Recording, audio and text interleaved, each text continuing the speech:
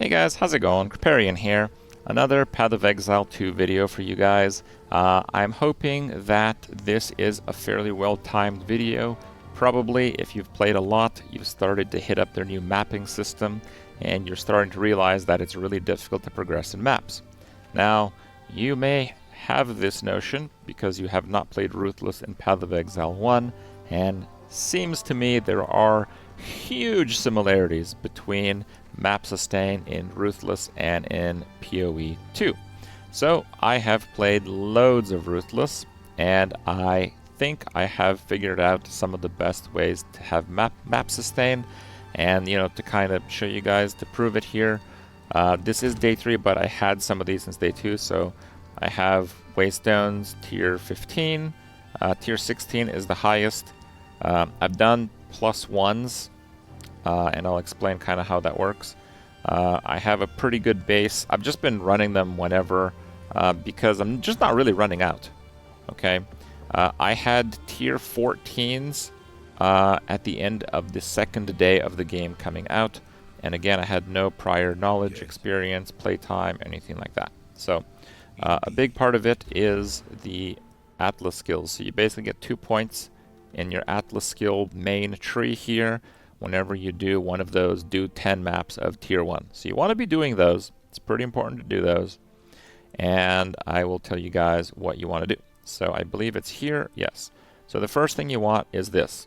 Fortunate Path. 100% increased rarity of waystones found in your maps. The reason you want to get this is because the base rarity in Path of Exile 2 is horrifically low. Now, the difference between a blue waystone and a rare waystone is like massive. You're going to get like 2 or 3 times as many effectively maps from that. Okay, more than that, the way that the loot is distributed in Path of Exile 2 is if you're doing a map with a boss, that boss is going to drop you like half or maybe more than half of the loot from the entire map. So getting rare maps from that guy is going to be very nice. I've found like less than 10 alks playing like 40 hours. So you will not be able to reliably alk your maps. You have to find them rare. And you have to find them rare to progress through your high level maps. Okay, this is a very big piece of information. Getting them a higher tier will allow you to actually climb. So much so that I recommend picking all of these up. These are all like 10%. And further, 20% quantity of waystones, so just more of them. And the first node that I think is really, really strong is unstable energies. Waystones have 25% more effect of prefix or 25% more effect of suffix modifiers. Now, a rare map is going to have between 4 and 6 modifiers, but it's not 4, 5, or 6, not evenly distributed. But let's say even in the lowest case, you get a 4 modded, waystone. You're basically just going to get 1 extra affix. But 1 extra affix is like 20 more everything that drops in that map. So this is really good. Of course, you need a fairly strong character to do it. But basically, the main tip is do this immediately. Get this immediately. And do not get stupid crap like your maps have plus 10% chance to contain an essence. These were the worst nodes ever in Ruthless in PoE1, and I guarantee you they are still the worst nodes ever. These are like absolute pure bait. Your main goal is to get to high level maps and to stay there. You have to focus on doing that first. And that is ever more true in PoE2 than it is in PoE1. There are a few other tips. So when you go to your map device, you'll see like this thing here. I started like focusing on towers to get more information. Sure, whatever. Whenever you do a tower, you can put like one of these tablets to give you a little bit of a buff. Sure, that's a decent mechanic to engage with, I would say. But there's only really one strategy that I think is very important, and that is the boss nodes. So let's say you got that rarity node and you're getting a few rare maps. and most of them are still going to be blue or white, or if they're white, you make them blue.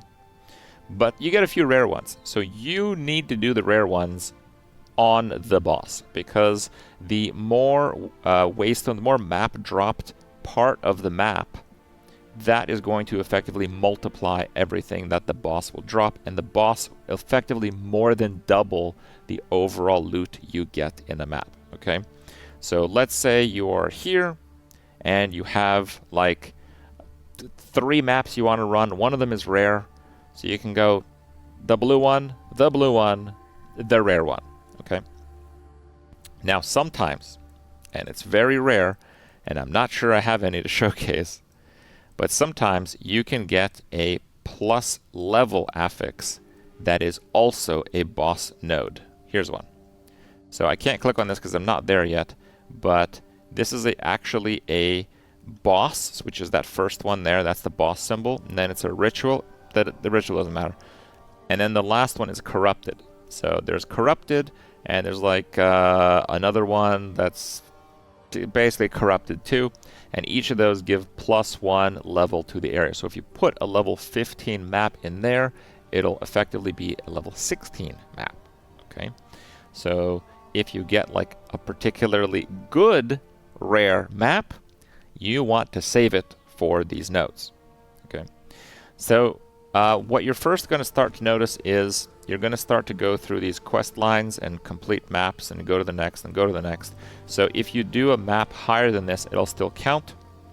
If you feel like trying to do a few slightly higher maps, it's fine, but I do recommend that you at least get the first like couple of levels done from the quest. Just grind out 1s and 2s, and then you can leapfrog around a little bit. You're going to come to a point where you have loads of small waystones, like absolute crazy amount.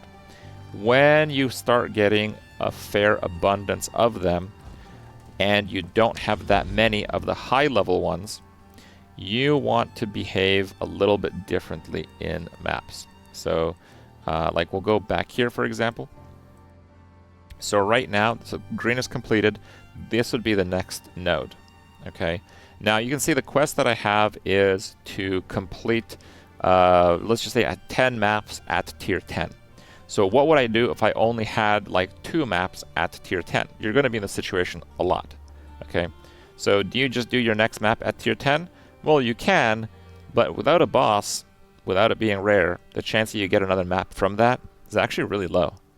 So what you want to do is, if you have 2 of them, let's say you only have 1. You just do any trash tier map here, and you just go for the completion. Anything, okay? Anything here. Like put a tier 1 in there, just kill the rares, skip the white mobs, because it's not going to give like anything. And then again here. And then, because you only have like 1 or 2 tier 10s, then you use the tier 10 on the boss. That's how you can kind of recover if you get like unlucky in the drops. Now this does mean that you might require a pretty strong character, but PoE2, well, it's kind of a game that requires a pretty strong character and seemingly a pretty strong player as well behind it, because it's not so easy. But if you do follow those guidelines, you should have pretty good map sustain. They're basically pretty fundamental, ruthless PoE1 concepts, and so far they have made it to where I've had literally no issue sustaining maps of any tier. When I was doing like the tier 3 quest, I just put in like a tier 14 map because I had like several of them. So I'm like, yeah, whatever, let's just put it in. And because why would you want to do that? Well, you can get like higher level gems earlier. Seemed like a good idea at the time. The monsters in the game actually don't get that much health as they do in Path of Exile 1. So when you go from like a map tier 5 to like a map tier 15, their health is like maybe times 2. It's not like times 20 or something, okay? It's a little bit more. The mobs are going to do way more damage though. It seems like the mapping system in PoE2 is gated based on survivability much more than damage. So why is that good? That means that if you play really cautiously and really carefully, you will be able to do maps that are on average way harder than your character should be able to do. So it's also pretty important to bring your A game for those situations, of course. But overall, I wish you guys best in your map luck, and we'll see you next time.